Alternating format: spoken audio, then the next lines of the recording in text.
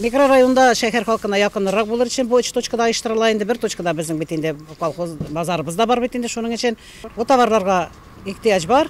Киләләр, алалар, рәхмәт әйтәләр. Киләчәктә дә менә шулай матур гына дәвам итәрбез. Якушкина һәм Бөкеле авыл җирлекләре сәүдә нукталары иртәнге сәгать 7дә үк яшьлек микрорайонны сатып алучыларын кабул итүгә әзер иде. Артык товар бар, сатырга урын бар. Халык җыелды, менә киләбез, шулай сатабыз. Мин уңай бәяләйм. Ветеринарга бардым, алып бардым продукцияне.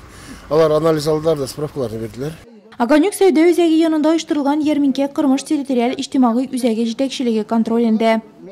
Безнең вазифага шушы килгән халыкны каршы алып урнаштыру. Аннан соң документациялар тикшерүдә безнең искә төшә инде. Менә бу продукциялар бит барса да сертификатлары булырга тиеш, или справкалары булырга тиеш. Шуларны тикшереп, без инде халыкка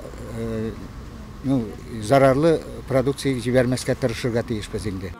Ярминкәнең икенче пункты Тимер юлчылар микрорайонында сәүдә киштәләрендә иске Әлмәт һәм Кышытканлы авыл җирләрендә яшәүчеләр җитештерген продукция.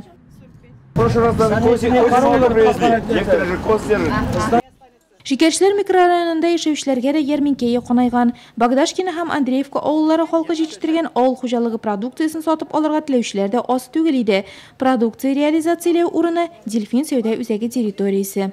Очень рады. В тот раз я приходила, покупала огурцы, помидоры, огурцы свежие, утром только собранные, очень вкусные. Авыл җирендә җитештерелгән төрледән төрле яшелчә, кайнатмалар, тозланмалар, йомырка, чәчәк үсентеләре, ярминкәләр халыкка якынайды.